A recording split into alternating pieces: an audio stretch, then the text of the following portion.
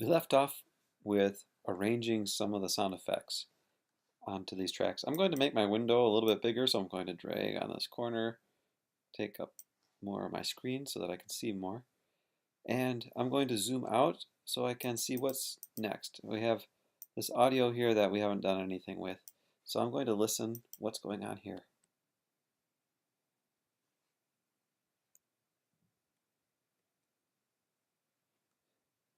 Any guesses why I'm not hearing anything? Because I had soloed the narration track. And strange shape. I just wanted to hear that, so I have the solo button, which means I can't hear anything else. So let's go back. Ticking clock. So let's create a track that says clock. That wasn't in the script, but it might add some eeriness. So I'm just going to take this whole section of sound effects I haven't used, and drag it down here.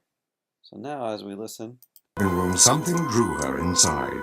The wind rattled the windows as the door blew shut behind her. The dust-covered sconces shed an eerie glow across the... so there's some gonging, maybe too much going on. We can take it out later if we want to. I'll let you decide. What else do we have going on? I'm going to solo this clock track because this is where our sound effects are. And just so I can see better, I'm going to make the thunder track minimum, make the wind mini, and then the sound effects. Music I'm done working with, so I'll make that mini. And the clock, I'm working with that, so I'll make that a little bigger. Okay, so what are we here? More clock. Oh, there's the creaky door. So on this next track down here, I'll name that door. And here's a little hint for this particular project. The door timing of opening and slamming is already preset. So I just click my cursor here, I go for Command-E to separate and drag it down to the door track. And then maybe I'll make that medium so we can see it a little better. So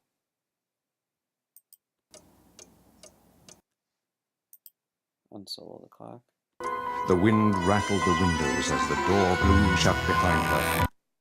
Door blew shut behind her right there.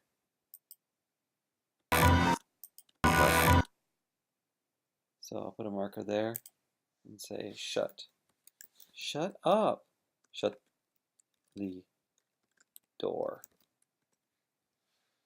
And so what I can do is, if I minimize all these other things, I can see a little bit that line where shut the door is, and then I can just line up this door slam with that line. Like that. So I see shut the door is right around there, and I'll line it up. So now I can play, and we'll hear the creaking door open. Past the living room, something drew her inside. The wind rattled the windows as the door blew shut behind her. The dust covered... I probably want that shut a little bit sooner so I can zoom in and say timing wise sound better just a little bit. So I just click on there and drag it. Door blew shut behind her. The dust covered... Something like that maybe? Door blew shut behind her. Or maybe I want to make it a little bit later. I see a little bit of silence right there. Shut behind her. Slam. Shut behind her. The dust covered sconces... That kind of works, doesn't it? I'm going to hit save. What comes next? Let me solo the door track here where my sound effects are. Let me listen a little more. Oh, there's the wind and the rattling that I was looking for. So let me do Command-E to separate and drag that up into this wind track that we had here. Yeah. I'm done with the door, so I'll just minimize that for now and make the wind track medium size so we can hear that. So it slowly fades in.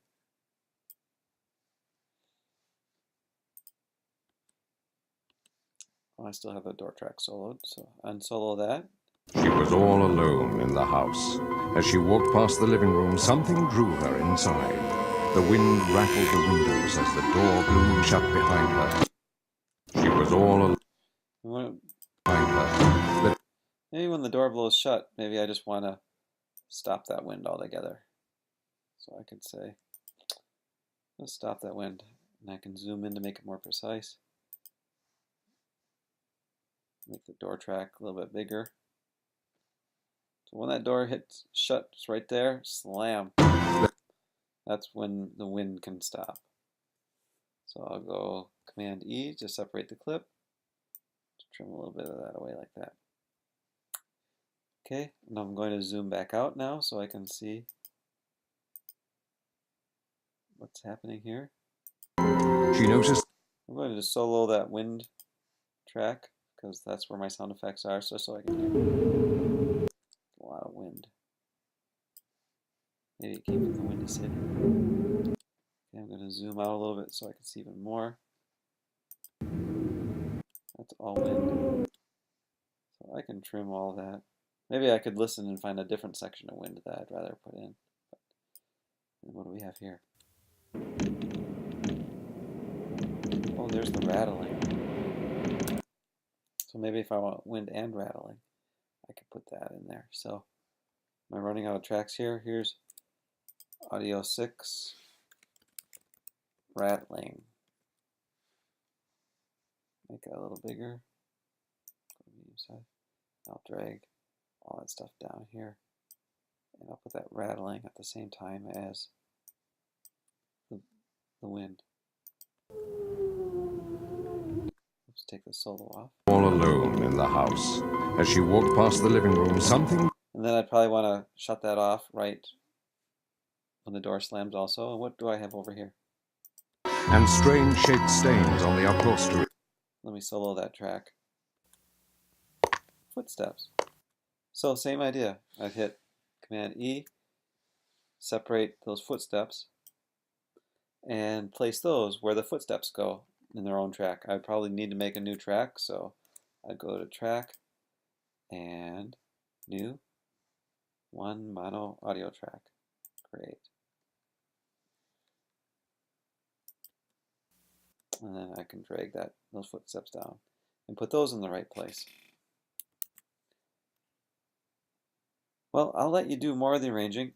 By the way, if you decide you want to do a little bit of panning, make it sound like she's walking from left to right or something like that, we can do that. So here are our footsteps. What you can do is click on pan, pretend we just had those placed in the right location.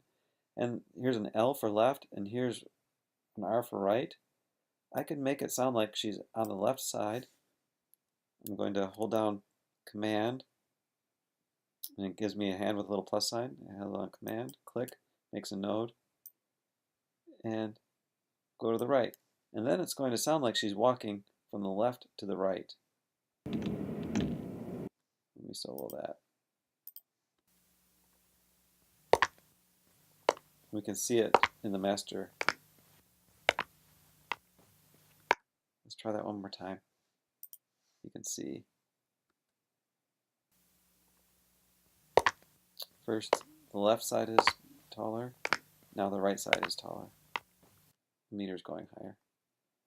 Okay, let's come back and see how to finish this project up.